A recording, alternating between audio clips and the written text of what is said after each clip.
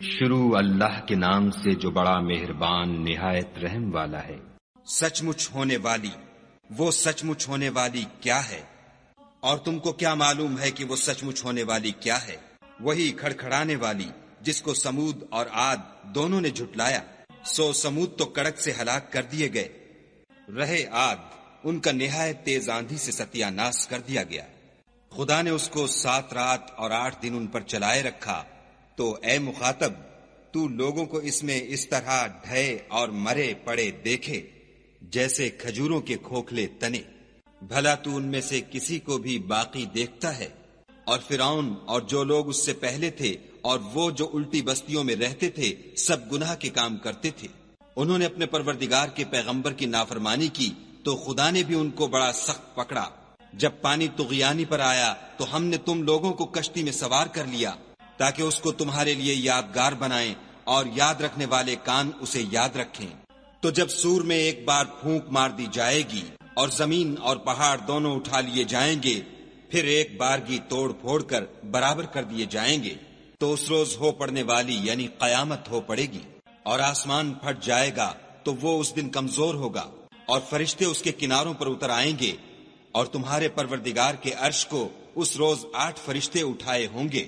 اس روز تم سب لوگوں کے سامنے پیش کیے جاؤ گے اور تمہاری کوئی پوشیدہ بات چھپی نہ رہے گی۔ تو جس کا اعمال نامہ اس کے داہنے ہاتھ میں دیا جائے گا وہ دوسروں سے کہے گا کہ لیجئے میرا نامہ اعمال پڑھیے، مجھے یقین تھا کہ مجھ کو میرا حساب کتاب ضرور ملے گا۔ پس وہ شخص من مانے عیش میں ہوگا، یعنی اونچے اونچے محلوں کے باغ میں جن کے میوے جھکے ہوئے ہوں گے۔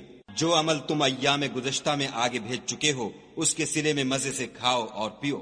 اور جس کا نامہ اعمال اس کے بائیں ہاتھ میں دیا جائے گا وہ کہے گا اے کاش مجھ کو میرا اعمال نامہ نہ دیا جاتا اور مجھے معلوم نہ ہوتا کہ میرا حساب کیا ہے۔ اے کاش موت ابد الآباد کے لیے میرا کام تمام کر چکی ہوتی، آج میرا مال میرے کچھ بھی کام نہ آیا، ہائے میری سلطنت خاک میں مل گئی۔ حکم ہوگا کہ اسے پکڑ لو اور طوق پہنا دو، پھر دوزخ کی آگ میں جھونک دو، پھر زنجیر سے جس کی ناپ 70 گز ہے جکڑ دو۔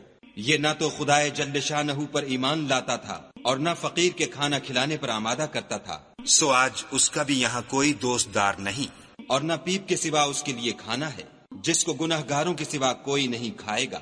تو ہم کو ان چیزوں کی قسم جو تم کو نظر آتی ہیں اور ان کی جو نظر نہیں آتی کہ یہ قرآن فرشتہ عالی مقام کی زبان کا پیغام ہے، اور یہ کسی شاعر کا کلام نہیں مگر تم لوگ بہت ہی کم ایمان لاتے ہو، اور نہ کسی کاہن کے مزخرفات ہیں لیکن تم لوگ بہت ہی کم فکر کرتے ہو۔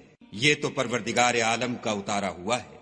اگر یہ پیغمبر ہماری نسبت کوئی بات جھوٹ بنا لاتے تو ہم ان کا داہنا ہاتھ پکڑ لیتے، پھر ان کی رگے گردن کاٹ ڈالتے، پھر تم میں سے کوئی ہمیں اس سے روکنے والا نہ ہوتا۔ اور یہ کتاب تو پرہیزگاروں کے لیے نصیحت ہے، اور ہم جانتے ہیں کہ تم میں سے بعض اس کو جھٹلانے والے ہیں، نیز یہ کافروں کے لیے موجب حسرت ہے، اور کچھ شک نہیں کہ یہ برحق قابل یقین ہے۔ سو تم اپنے پروردگار عز و جل کے نام کی تنزیہ کرتے رہو